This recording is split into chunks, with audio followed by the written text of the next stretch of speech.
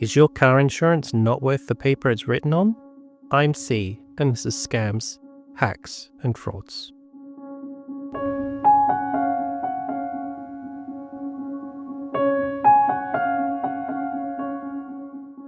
It's 2023, and Wayne Simpson of Birmingham, UK, is having a terrible day. He's just gotten involved in his first car accident, aged only 18, and the police have questions. They've checked the UK's national database of insurance policies, called the MID, and there's no record of him having insurance. Wayne knows he's covered. He's even got the paperwork in his glove box to prove it. The police asked to take a look and are satisfied that everything's in order. Sometimes the information in the database is a little out of date, so these things do happen. But after a few months, that would be unusual. When Wayne calls his insurance company, Aviva, he discovered the truth. A couple of months earlier, Wayne had struggled to find insurance. He was, of course, a young driver with no experience, as you'd expect an 18-year-old to be. But he found a deal on social media that was less than half the price he'd seen elsewhere. He'd contacted the advertiser and took out a policy. Wayne was given the documents you'd expect to receive when taking out insurance, including a certificate of insurance, which serves as the legal proof that insurance exists. But when Wayne called Aviva, they'd never heard of him, and the policy didn't exist. Wayne had fallen victim to a ghost broker. He had been driving uninsured, and although he was liable for any damage he caused in the accident, he was fortunate that he wasn't facing prosecution for driving without insurance, which could have resulted in fines, the seizure of his vehicle, or even a ban from driving. These are just some of the serious potential consequences of insurance fraud.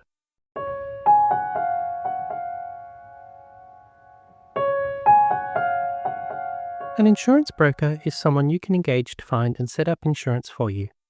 They should collect information from you and then do some research to find the right insurance policy for your needs. A ghost broker might sound like something those middling kids from Scooby-Doo might encounter, but the Scooby Gang would be prime targets for ghost brokers. The UK's average insurance price for a new young driver is over £2,700 a year. For comparison, the average for all drivers is about £860 per year, a 300% difference. No wonder that Wayne was tempted by a deal for £560 for 6 months' insurance. Aviva, the company that Wayne thought he had insurance with, estimates that 3 in 10 young drivers buy through a ghost broker, and 89% of those saw serious consequences. Other typical targets include newer immigrants and people who have had difficulties getting insurance because of criminal convictions, bankruptcy, or those who work in high-risk occupations. In Wayne's case, there was no insurance policy. However, the scam can sometimes be more complex. Sometimes the ghost broker will take out a real insurance policy but use false information to get a cheaper rate.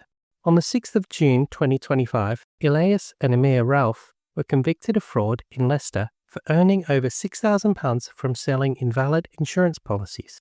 The father-son team and Elias' brother Zaid were recruiting young drivers on social media and using fraudulent documents such as fake employment records to obtain cheaper prices from at least 4 insurers. In these situations, the broker's misrepresentation of the policy means it will likely be declared void, which means it will be treated as if it never existed. This is no small matter. Obtaining an insurance policy with information you know to be false is a form of fraud, and, as the Ralphs demonstrate, it can result in a criminal conviction.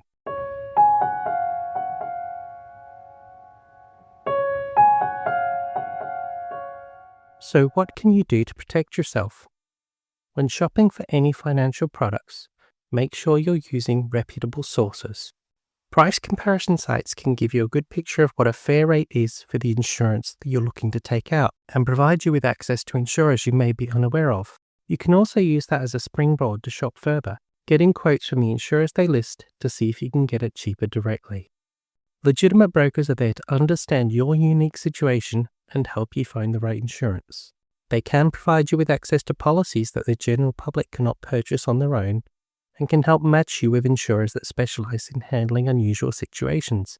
such as those in certain occupations, those with bankruptcies, and individuals with criminal history. However, if you use a broker, you should check if the broker is legitimate. Real insurers and brokers will not just be available on social media or WhatsApp. They'll have real websites and phone numbers. But don't take the existence of these as proof that someone isn't a ghost broker. A scammer can set up a fraudulent website just as easily as anyone else.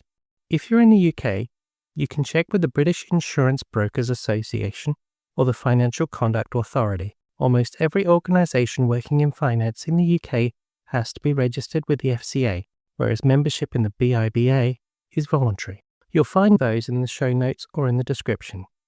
If you're in the US, your state has a register of brokers with which you can confirm their license.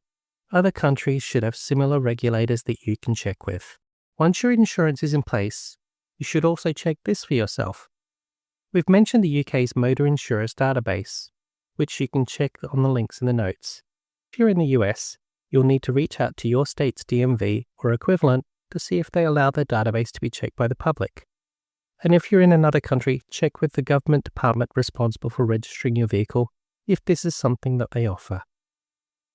If you think you've been the victim of a ghost broker, you should contact the authorities. The government bodies we've mentioned earlier for checking a broker are good places to start. If you're in the UK, you can also contact the Insurance Fraud Bureau's cheat line, which we'll also include in the description.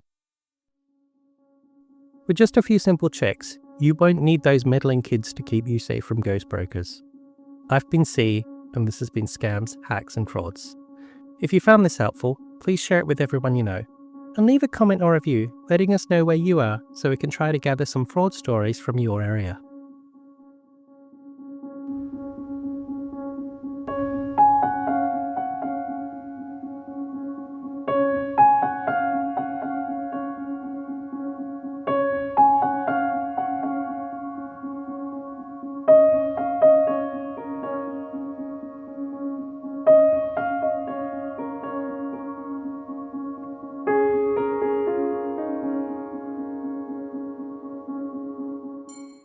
This podcast is available to reuse for free under the Creative Commons with Attribution Share Alike license.